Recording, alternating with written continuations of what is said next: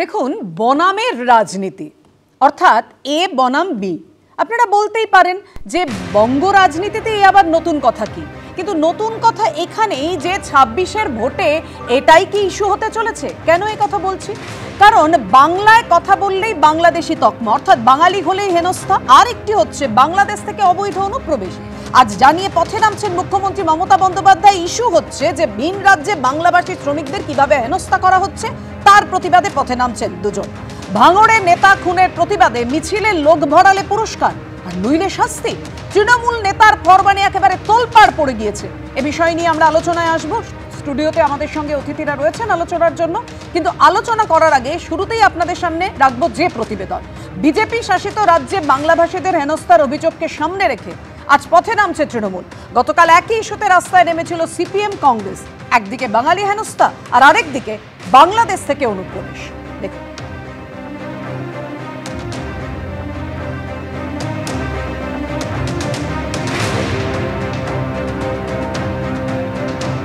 সীমান্ত পেরিয়ে পশ্চিমবঙ্গে বাংলাদেশি অনুপ্রবেশ সমস্যা। ২৬-এর বিধানসভা ভোটের আগে দুই ইস্যুতে চড়ছে পশ্চিমবঙ্গের রাজনীতির উত্তাপ।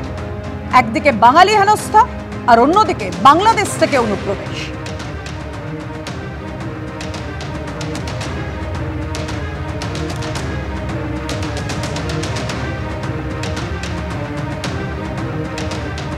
মমতা বন্দ্যোপাধ্যায় যখন বাঙালি হেনস্থা নিয়ে রাস্তায় নামছেন, তখন তাকে পাল্টা কটাক্ষ করছেন বিরোধীরা। বাংলাদেশ প্রীতি, পশ্চিমবঙ্গ প্রীতি নয়। এখানে রোহিঙ্গা প্রীতি, পশ্চিমবঙ্গ প্রীতি নয়। অতএব যারা বাংলাদেশ থেকে এখানে এসে তৃণমূলের কোর ভোটার, তাদেরকে তৃণমূল কংগ্রেস রক্ষা করবার জন্য তারা এখন ময়দানে নামছে, রাস্তায় নাম। হঠাৎ পরিযায়ী শ্রমিকদের জন্য এত কুমিরের কান্না কাঁদছে দিদি, তাতে ভোট ছাড়া কি থাকতে পারে? দিদি যখন কাঁদবে তখন ভোট থাকবে, এটা মাথায় রাখবেন। দিদির কান্না মানে ভোটের বাজনা। অর্থাৎ আপনারা শুনলেন, বিরোধীরা এই নিয়েও আক্রমণ শানাচ্ছে এ রাজ্যের শাসক দলকে, যে এটা আসলে মমতা বন্দ্যোপাধ্যায়ের শাসক দলের কুম্ভীরাষ্ট্র।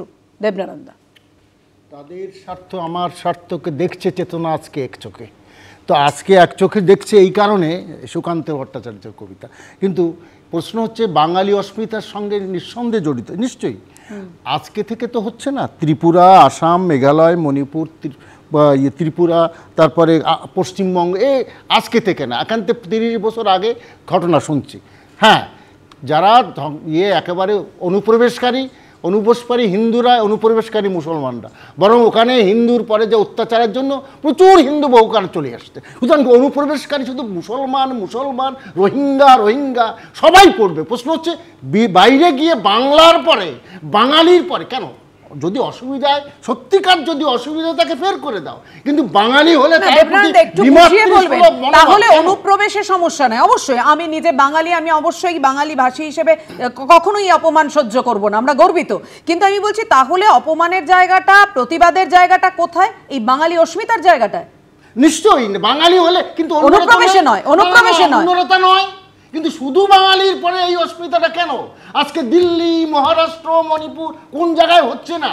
আজকে মধ্যপ্রদেশ থেকে ওইখানে, মানে সমস্ত জায়গায় আজকে বাঙালি যেখানে যাচ্ছে, আজকে যে কথাটা বলা হচ্ছে এই পরিযায়ী, আপনারা তথ্য আপনি যখন পরিযায়ী কথা বলছেন দেবনারায়ণ, তখন একটু দেখিনি, মানে একজন পশ্চিমবঙ্গবাসীর, একজন বাঙালির হেনস্থা যেমন বরদাস্ত করা যায় না, তেমনি বছর পর বছর ধরে বাংলাদেশ থেকে অনুপ্রবেশের ফলে এই পশ্চিমবঙ্গের নাগরিকদের যেভাবে ক্ষতি হচ্ছে, রুজি রুটি একেবারে বেহাত হয়ে যাচ্ছে, জনবিন্যাস পাল্টে যাচ্ছে, তার প্রতিবাদ কেন এখনো জোরালোভাবে পথে নেমে করা হচ্ছে না?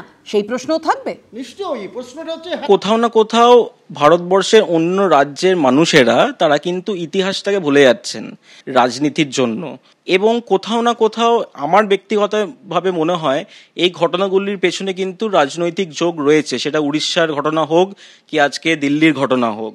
কিন্তু এটাও আমাদের মাথায় রাখতে হবে, প্রধান সমস্যাটা হচ্ছে বাংলাদেশ থেকে অনুপ্রবেশ। এই মূল কারণ হচ্ছে অসুরক্ষিত আমাদের সীমানা। বাংলাদেশ থেকে যে অনুপ্রবেশ ঘটছে, সেই অনুপ্রবেশ ঘটার ঘটনা খুব নতুন নয়। শাসক পক্ষ, বিরোধী পক্ষ উভয়ই তাদের নিজস্ব ভোট ব্যাংকের তাগিদে এই রকম একটা অনুপ্রবেশ ঘটানোর চেষ্টা করছেন। এই প্রবণতার বিরুদ্ধেও প্রতিবাদ করা যেমন প্রয়োজন, তেমনি বাংলা বললে তাকে রাজ্য থেকে বার করে দেব এবং মুসলমান হলে তাকে দেশ থেকেই বার করে দেব, এই বিপজ্জনক প্রবণতার বিরুদ্ধে প্রতিবাদ করার আসল প্রয়োজন আছে বলে আমি মনে করি। একদম। এবং এর প্রতিবাদে যেমন তৃণমূল আজকে পথে নামবে, কংগ্রেস নেমেছে, সিপিএম নামছে। আমি এখানে সর্বরুদির কাছে আসবো। সর্বরুদি, বাঙালি হলে বাংলা ভাষায় কথা বললে কেন হেনস্থা, কেন অপমান করা হচ্ছে? বিজেপি শাসিত রাজস্থানে ইটাহারের পরিযায়ী শ্রমিকদের একটা ঘরের মধ্যে কিভাবে আটকে রেখে তাদের অত্যাচার করা হয়েছিল। মোশাররফ হোসেন তৃণমূল বিধায়ক, সেই ছবি তিনি ভাইরাল করেছেন, সামনে এনেছেন। আমি বললাম স্রেফ বাংলা ভাষা, অর্থাৎ বাংলা ভাষায় কথা বললেই আমার গায়ে একদম তকমা এঁটে দেওয়া হলো, আমি দাগি হয়ে গেলাম। একদমই নয়, বিষয়টা একদমই এরকম নয়। এরকম একটা ন্যারেটিভ খাড়া করা হচ্ছে। কথা হচ্ছে যে দেশের সার্বভৌমত্ব, দেশের সুরক্ষা, এটার জন্যে সংবিধান অধিকার দিয়েছে যে যদি কাউকে মনে হয় যে সন্দেহপ্রবণ, তাহলে তার পেপারস, তার ডকুমেন্টেশন দেখা যাবে। এটা কিন্তু দেশের সংবিধান এই অধিকার দিয়েছে। তাহলে পরে যদি সংবিধান মেনেই কাজটা করা হোক না, বাংলা ভাষায় কথা বললে কেন তাদের। আমি শেষ করিনি। এবার যদি মনে হয় যে সেইখানে কোনো প্রশ্ন থাকছে, তাহলে তার ডকুমেন্ট দেখালেই হয়ে যায়। যদি আমার নিজস্ব কোনো ডকুমেন্টেশনে প্রবলেম না থাকে, তাহলে তার কোনো ভয় নেই। সংবিধান মেনে সেটা করা হোক, কেন তাদের না না না, আমি বলছি তাদের চিহ্নিত করে দেয়া হচ্ছে কেন বাংলা ভাষায় কথা বললে? একটা বছর আগের কথা আমি বলছি, রত্না বিশ্বাস বারাসত সাংগঠনিক জেলা সকলের চেয়ারম্যান, একদম কেমন তার এই উক্তিটা নিশ্চয়ই সবার মনে আছে। 3 মাস পরেই লোকসভা নির্বাচন, ভোটার লিস্টের কাজ চলছে। জাকিরদার নির্বাচনী এলাকায় অনেক বাংলাদেশি বাস করে। জাকিরদার লিঙ্কটা ভালো করতে পারেন, বাংলাদেশ থেকে যারা এসেছেন তাদের ভোটার লিস্টে নাম তুলতে লিঙ্কের কোনো সমস্যা হলে জাকিরদার সঙ্গে যোগাযোগ করবেন। আমরা চাই না একটি ভোটও বাইরে পড়ুক। লাভলি খাতুন, এটা নিয়ে আপনারা প্রতিবাদ করছেন তো? না না, এটা নিয়ে আপনারা প্রতিবাদ করছেন তো সর্বরুদি? আমি একটু মনে করাতে চাই, এটা নিয়ে আপনারা প্রতিবাদ করছেন তো? আপনিও তো বাংলাতেই কথা বলছেন, আপনিও তো বাঙালি, আপনার কথাও কি আত্মসম্মানে লাগছে না? না না, বিষয়টা বাংলায় কথা বলা নয়, বিষয়টা অনুপ্রবেশকারী, বিষয়টা ভীষণভাবে অনুপ্রবেশকারী। এভাবে যদি অনুপ্রবেশকারী ঢুকতে থাকে, অবশ্যই আমি সবার রিঅ্যাকশন নেব, কিন্তু তার আগে দেখাবো দিল্লি থেকে শুরু করে ওড়িশা, বিজেপি শাসিত একাধিক রাজ্যে স্রেফ যে কথা বলছিলাম যে বাংলায় কথা বলার কারণে হেনস্থার শিকার হতে হয়েছে, এমনটাই অভিযোগ সামনে এসেছে। অনেকে ফিরে এসে তাদের ভয়ঙ্কর অভিজ্ঞতার কথা বলেছেন, দেখুন। প্রথমেই দিল্লির বসন্ত কুঞ্জ। এখানে মসুদপুরের পাশে রয়েছে জয় হিন্দ ক্যাম্প। প্রায় ১৫০০ ঝুপড়ি, এখানে ১৫০০ বাংলাভাষীদের বসবাস। স্থানীয়দের দাবি, গত ২০-২৫ বছরে ফাঁকা জমিতে এই বস্তি তৈরি হয়েছে। পরবর্তী এই জমির মালিক আদালতের দ্বারস্থ হন। সম্প্রতি সেই মামলায় জমি খালি করার নির্দেশ দিয়েছে দিল্লির পাতিয়ালা হাউস কোর্ট। অভিযোগ, এরপরই এই বস্তির বিদ্যুৎ সংযোগ কেটে দিয়েছে বিজেপি শাসিত দিল্লি সরকার। এখানকার বাসিন্দাদের সিংহভাগই কোচবিহারের দিনহাটা ও তার আশেপাশের অঞ্চলের বাসিন্দা। তাদের কাছে রয়েছে ভোটার কার্ডও। কোচবিহার দিনহাটা, আমি এখানে আছি 2003-এ, 2011-এ বানা আছে আধার কার্ড, ভোটার ফটো বানা আছে 2019-এ এই টাকার। তার আগে তো কোনো সুযোগ সুবিধা ছিল না, তারপর নতুন করে বানা শুরু করেছে এখন। কেউ কেউ আবার দিল্লিতে ভোটার লিস্টে নাম তুলে ফেলেছেন। গত দিল্লি বিধানসভা নির্বাচনে ভোটও দিয়েছেন, কিন্তু অভিযোগ এখন তাদের বাংলাদেশি রোহিঙ্গা বলে দাগিয়ে দেওয়া হচ্ছে। ভোট দিয়েছি, আমি নিজে গেছি, আমার এই বস্তির আমাদের ভোটের লিস্ট আছে আমার কাছে। এই বস্তির যতগুলো ভোট আছে আমাদের কাছে লিস্ট আছে, আমি নিজে বুথের মধ্যে বলছি। রোহিঙ্গা বলে নাই তো বাংলাদেশি বলে, রোহিঙ্গা বাংলাদেশের সাথে সাথে রোহিঙ্গা বলে, বাংলা বলে দেখে এই কথাটা বলে। এই অবস্থায় এদের পাশে দাঁড়িয়েছে তৃণমূল। বাংলা ভাষা কথা বললেই বিজেপি বলে রোহিঙ্গা বা বাংলাদেশি, বিদেশি, মানে বাংলা ভাষার ওপর একটা আক্রমণ হচ্ছে বিজেপির। কাল আমাদের দলনেত্রী পদযাত্রা করছেন এই বিষয় নিয়ে। সারা দেশে বাঙালিরা যে সম্মান পায়, সেটা এখানে বাঙালিরা অন্তত থাকলে মমতা বন্দ্যোপাধ্যায়ের কাছ থেকে শুধু ভোটের সময় সম্মান পায়, বাকি সময় পায় না। ভোটের সময় বাঙালিদের জন্য পথে নামেন, বাকি সময় আপনারা দেখবেন না যে বাঙালিদের জন্য কিছু করেছেন কিনা। অনেক দানিশ শেখ স্ত্রী ও ছেলেকে নিয়ে দীর্ঘদিন ধরেই দিল্লির রোহিণীর ২৬ নম্বর সেক্টরে থাকতেন। অভিযোগ, গত ১৭ই জুন তাদের গ্রেপ্তার করে দিল্লি পুলিশ। তারপর ২৬ তারিখে তাদের বাংলাদেশে পাঠিয়ে দেওয়া হয়। সেখানেই আজকে রয়েছেন তারা। যদিও পরিবারের দাবি, এদের আসল বাড়ি বীরভূমের পাইকর। অভিযোগ একইভাবে বীরভূমেরই বাসিন্দা সুইটি বিবি ও তার 2 ছেলেকেও গ্রেপ্তার করে বাংলাদেশে পাঠিয়ে দিয়েছে দিল্লি পুলিশ। পুলিশে ধরে নিয়ে যাচ্ছে তো ছাড়ে না, আমাদের গাঁয়ে সব ডকুমেন্ট আছে, সব আছে, 2টা বাচ্চা আছে, বাচ্চা 2টাকেও নিয়ে যাচ্ছে, তখন বাংলাদেশ পাচার করেছে। উড়িষ্যায় কাজে গিয়ে আটকে গেছিলেন নদিয়ার কালীগঞ্জ বিধানসভার 22 জন। তাদের নিয়ে সরব হন তৃণমূল সাংসদ মহুয়া মৈত্র। অবশেষে তাদের মধ্যে 7 জন ফিরে এসেছেন, কিন্তু এখনো আজকে রয়েছেন 15 জন। মোবাইল এইসব লেলে পর বলছে ব্যাগ গুটিয়ে তারপরে থানায় গাড়িতে তুললে ফেলবে, যে তুলার পর একটা গোডাউনের মতন ঘর, স্কুল হবে মনে হয়, স্কুলে নিয়ে গিয়ে সবাইকে ধরে দেখছি 5-6 লোক আছে, বাংলাদেশে ভেবে আমাকে করেছে। উত্তর 24 পরগনার কদম্বগাছি 3 জন ও দেগঙ্গার 1 জন বাসিন্দা। দীর্ঘদিন ধরে উড়িষ্যায় কাপড়ের ব্যবসা করতেন তারা, কিন্তু অভিযোগ প্রয়োজনীয় নথি থাকা সত্ত্বেও উড়িষ্যার পুলিশ তাদের আটকে রাখে। বাঙালি বলে তো বাংলাদেশি নয়, বাঙালি তো আমরা পশ্চিমবাংলার বাসিন্দা, তাদেরকেও হেনস্থা করেছে। তারপরে অনেক দেখানোর পরে, কাগজপত্র বা ডকুমেন্টস দেখানোর পরে বা রাজ্য সরকার উদ্যোগ নেওয়ার পরে তাদেরকে ছাড়া হয়েছে, তারা বাড়ি এসছে, তারা কিন্তু আর এখন যেতে পারছে না, তাদের একটা ভীতু ভয় কাজ করছে বা পরিবারের লোক আর যেতে চাইছে না। অবশেষে বাড়ি ফিরলেও অনেকে ভয়, আতঙ্কে আর কাজের জন্য ভিন রাজ্যে যেতে চাইছেন না। বিজেন্দ্র সিংহ, সমীরণ পাল ও প্রদ্যোৎ সরকারের রিপোর্ট, এবিপি আনন্দ। দেখুন, বাংলায় কথা বললেই যে বাংলাদেশি হয়ে যায় না, পশ্চিমবঙ্গবাসী হিসেবে, একজন বঙ্গবাসী হিসেবে অবশ্যই এটা অপমানের। তার পাশাপাশি এটাও তো মানতে হবে, যেভাবে অবৈধ অনুপ্রবেশ ঘটছে। আমি রবীন্দ্রনাথ বাবুর কাছে এখানেই আসবো। রবীন্দ্রনাথ বাবু, আমরা ভুলে যাইনি সাদরাডির কথা। এই ভারতীয় একের পর এক জঙ্গি কিভাবে গ্রেপ্তার হয়েছে, তাদের মধ্যে কতজন এই পশ্চিমবঙ্গে এসে ঘাঁটি গেড়ে বসেছিল, দিনের পর দিন সেফ করিডর হিসেবে পশ্চিমবঙ্গকে ব্যবহার করেছে। সুতরাং সেইভাবে এই অবৈধ অনুপ্রবেশ নিয়ে প্রতিবাদ জোরালো হচ্ছে কোথায়? দেখুন, এই যে আজকে যে মমতা বন্দ্যোপাধ্যায় এবং অভিষেক বন্দ্যোপাধ্যায় তারা এই বাঙালি আইডেন্টিটি, বাঙালি অস্মিতা নিয়ে লড়াই করছেন, ভালো কথা। কিন্তু তারা যদি অনুপ্রবেশ নিয়েও ঠিক একই রকমভাবে লড়াই করতেন, রাস্তায় নামতেন, তাহলে আমরা খুব খুশি হতাম। বাঙালি অস্মিতা, যদি কোনো ভারতীয় নাগরিক বাঙালিকে কোনো জায়গায় নির্যাতন করা হয়, অত্যাচার করা হয়, ভয় দেখানো হয়, তাহলে আমারও অস্মিতায় আঘাত লাগে।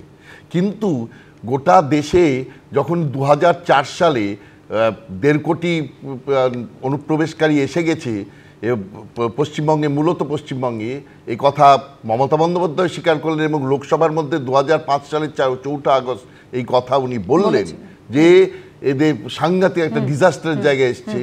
আজকে সেই জিনিসটা নিয়ে আন্দোলন করছে না কেন?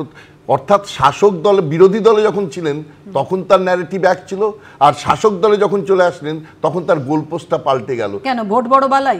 ভোট বড় তো বালা, ডেফিনেটলি। এখন হিন্দুত্বের পাল্টা একটা হিন্দু বাঁচাও যে ন্যারেটিভ বিজেপি তৈরি করেছে, তার বদলা একটা ন্যারেটিভ মমতা বন্দ্যোপাধ্যায় এই বেসামাল অবস্থায়, অর্থাৎ একদিকে 26,000 ছেলেমেয়ের চাকরি গেছে, অন্যদিকে 32,000 এখনও অপেক্ষা করছে, তাদের মধ্যে আবার যোগ্যদের যদি রাখা হয়, ঈশ্বর করুন তাই যেন হয়, আবার অযোগ্য যোগ্য বাছাই করতে না পেরে হাইকোর্ট যদি সবাইকে বাতিল করে দেয়, তাহলে একটা সাংঘাতিক অবস্থা আসবে। গোটা শিক্ষাক্ষেত্রে নৈরাজ্য, যার ফলে সাউথ ক্যালকাটা ল কলেজে অত বড় একটা দুর্ঘটনা ঘটে গেল, মানে দুর্ঘটনা আমি বলবো না, স্বৈরাচার এবং ব্যভিচার ঘটে গেল। সেই রকম একটা জায়গায় দাঁড়িয়ে বেসামাল একটা ব্যবস্থাকে টিকিয়ে রাখবার জন্যে উনি একটা পাল্টা ন্যারেটিভ তৈরি করতে শুরু করলেন যে বাঙালি বাঁচাও। বাঙালি বাঁচাও নিয়ে উনার কোন জায়গায় বাঙালি আঘাত পেয়েছে বলেই উনি সঙ্গে সঙ্গে করলেন তো বাংলাদেশিদের উনি আলাদা করুন। আমাদের সম্পদে তো যারা অনুপ্রবেশকারী, এত অনুপ্রবেশকারী, পশ্চিমবঙ্গে রাজনৈতিক ন্যারেটিভ থাকবে, মানে রাজনীতিতে ন্যারেটিভ থাকবে, সেটা নিয়ে সমস্যা নাই। সমস্যা তো আমাদের, আপনার আমার মতো সাধারণ মানুষের, পশ্চিমবঙ্গবাসীদের, যেখানে রুটি রুজির প্রশ্ন এসে যায়। এবার আপনাদের সামনে রাখবো এই প্রতিবেদনটি। কাকদ্বীপে গিয়ে এমন একাধিক কলোনির দেখা পাওয়া গেল যেখানে অধিকাংশ বাসিন্দাই বাংলাদেশ থেকে এসেছেন। কারা তাদের এখানে জায়গা করে দিচ্ছে তা নিয়ে চাঞ্চল্যকর দাবি করেছেন এই মানুষগুলোই। এ রাজ্যে বাংলাদেশি অনুপ্রবেশ যে কতটা মারাত্মক চেহারা নিয়েছে সেটা স্পষ্ট হয়ে যায় কাকদ্বীপের এই এলাকাগুলো দেখলেই। সেখানে একাধিক কলোনি রয়েছে যেখানকার অধিকাংশ বাসিন্দাই বাংলাদেশ থেকে আসা। স্বামী বিবেকানন্দ গ্রাম পঞ্চায়েতের অন্তর্গত স্টিমার ঘাট নতুন কলোনি, কিছু আবার নদীর চর দখল করে রীতিমতো ম্যানগ্রোভ ধ্বংস করে গড়ে উঠেছে কলোনি। হাজার হাজার টাকায় বিক্রি হয়ে যাচ্ছে নদীর চর। এখানে ম্যাক্সিমাম সবাই বাংলাদেশি, পিছনে এগুলো সব বাঙালি, মানে জঙ্গল ঘেঁষা যেগুলো সেগুলো সব বাংলাদেশি। অনেক হবে, 400-500 তো বেশি হবে, 400-500 ফ্যামিলি আছে। কেউ ভোটার কার্ড পেয়েছেন, কেউ আবার বলছেন কারি কারি টাকা না ফেললে ভোটার কার্ড মেলে না। ইন্দিরা গান্ধী গুলিতে মারা গেল, সেই সময় এলেন, যখন আসছি নদীপথে ওই গঙ্গা দিয়ে মাছ ধরতাম। ভোটার কার্ড হয়েছে? হয়নি, পয়সা দাও না তোমার হবে না। 15,000 টাকা দিতে পারবা, 25,000 টাকা দিতে পারবা, নাই তো এইখানে এসে না। এভাবে কলোনি তৈরিতেও নাম জড়াচ্ছে তৃণমূলের। এটা তো আগে খাল ছিল, খাল থেকে ভাড়াটা গিয়ে আস্তে আস্তে কেউ ভাড়া ঘরে থাকে, সে হিসেবে আমার একটা জায়গা দিয়ে সেই হিসেবে জায়গা নিয়েছি। শুনেছি যে এই আমাদের হাবুদা ওই মন্দির তৈরি করার জন্য টাকা নিয়েছিল, কিশোলাই বলে লোকে। কোন দল করে? টিএমসি করে, ও বসাচ্ছে। অভিযোগ সামনে আসতেই স্থানীয় তৃণমূল নেতার সাফাই, এই কলোনি গড়ে উঠছে বাম আমল থেকেই। 90 সালে ওই কলোনিটা তৈরি হয়, এখানে 3-4টে কলোনি 90 সাল 80 সালে তৈরি হয়েছে। টোটালটাই ধরো 80% বাংলাদেশি। তখন বাম জামানায় সব ইয়েদের ওই জাস্ট লোকাল নেতারা, বাম নেতারা, চর বলতে একেবারে টোটাল 80 সাল থেকে তো ওটা হয়ে এসছে। এটা তো আজকে 2025, কলোনিটার সৃষ্টি হয়েছে বাম জামানায়। লোকসভা নির্বাচনের আগেই কাকদ্বীপ বিধানসভার 3টি পঞ্চায়েত এলাকায় 6,000-এর বেশি ভোটার বেড়ে যায়। লোকসভা নির্বাচনে অস্বাভাবিক ভোট বৃদ্ধি হয় যেসব বুথে, সেই বুথে তৃণমূল পিছিয়ে পড়ে। মূলত বাংলাদেশ থেকে আসারাই এখানে ভোটার হয়। গত মার্চে তৃণমূলের তরফে এই 3টি এলাকায় নাগরিকত্ব নিয়ে অভিযোগ দায়ের হয়। সেই অভিযোগের ভিত্তিতে তদন্ত শুরু করে কাকদ্বীপ মহকুমা প্রশাসন। প্রথমে কারচুপি ও গড়মিলের অভিযোগে শোকজ করা হয় এসডিও অফিসের কর্মী অ্যাসিস্ট্যান্ট সিস্টেম ম্যানেজার অরুণ গড়াইকে। পরবর্তীতে নির্বাচন কমিশনের তরফে তাকে সাসপেন্ডও করা হয়।